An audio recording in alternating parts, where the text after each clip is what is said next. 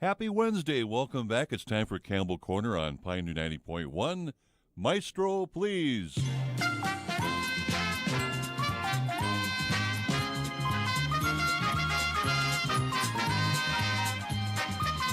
That brought a smile. Hello, Charlotte Helgeson. Hello. And welcome back to Pioneer. It's been a while. Yes, it has. Can I be nosy? Where'd you get the tan?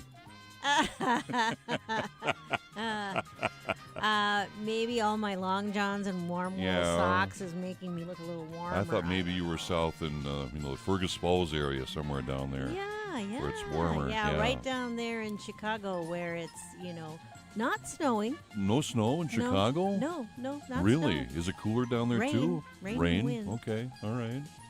Very good. Well, welcome back. Thank you. Lots of things to talk about today. We can cut the music. Thank you.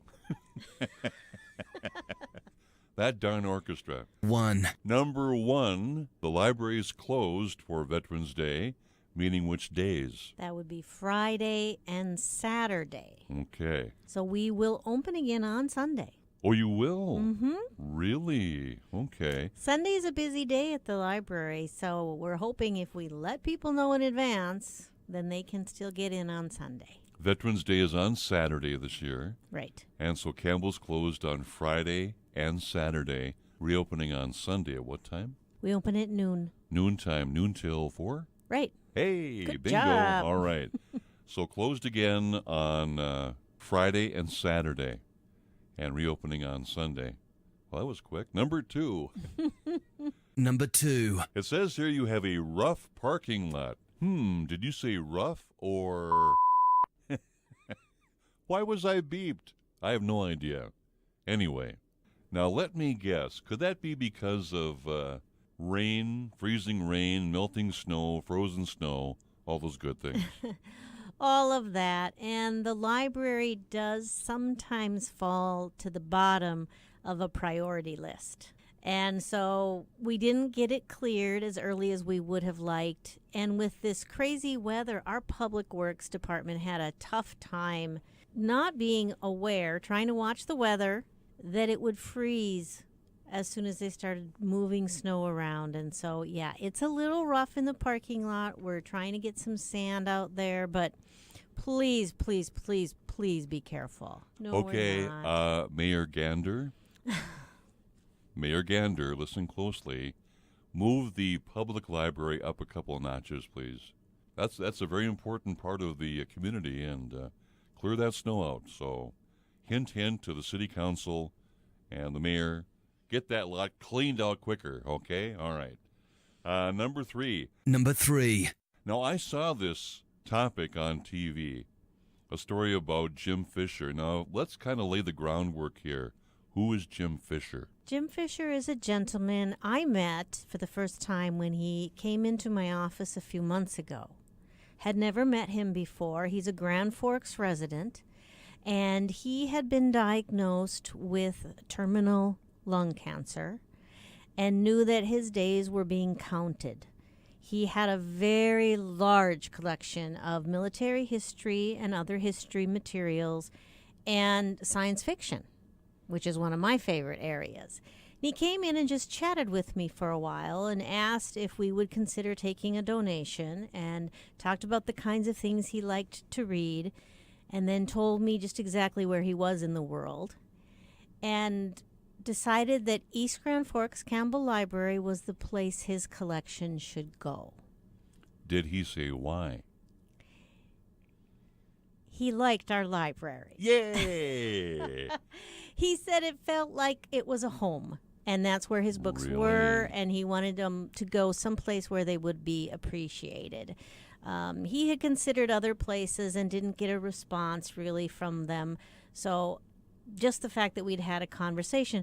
Then I didn't hear from him for a time, and then received a phone call saying that the books were going to be coming in from Mr. Fisher. Mm-hmm. And his wife had also contacted WDAZ to have him also recognized there. So he is still very attached to the collection he's given to us. So we are being very careful, going through it very slowly, finding out which treasures he's put in what boxes.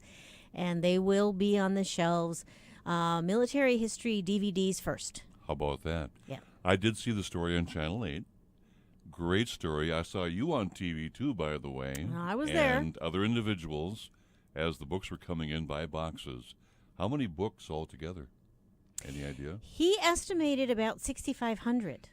Wow. And we haven't gone through all of them, but one of the things that I thought was very fun to hear, he had told me when we chatted that he was going to let his children look at them first and pick out anything that they might want. Mm-hmm. He thought maybe they'd each take one book in memory of Dad. But instead, he found that his children had interests much like his own, and they were excited to be able to Really? get first dibs on some of those Wow. books.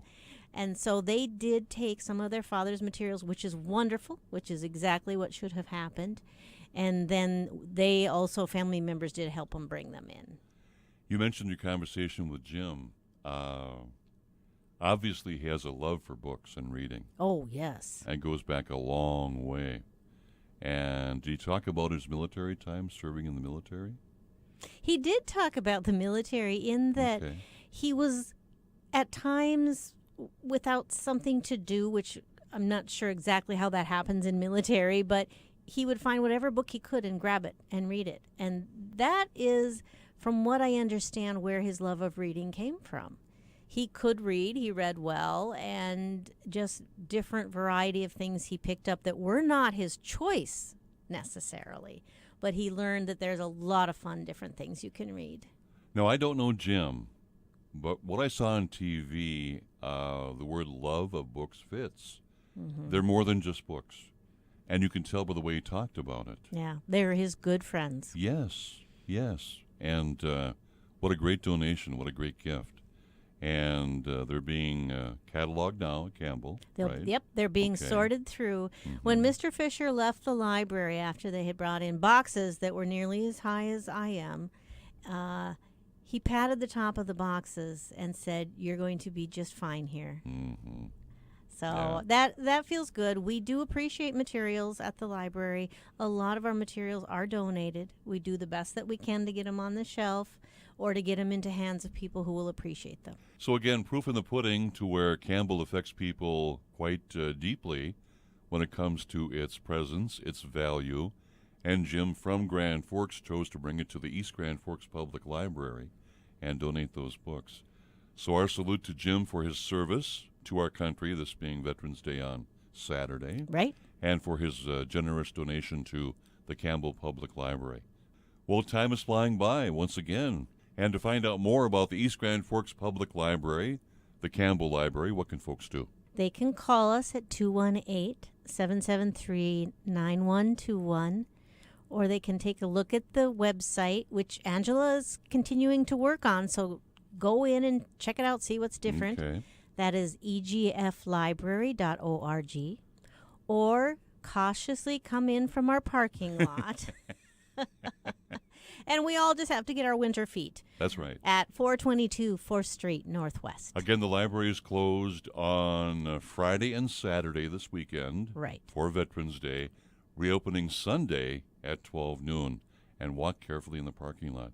Charlotte, thank you so much. Thank you. Campbell Corner, Wednesdays at 3:05 on Pioneer 90.1.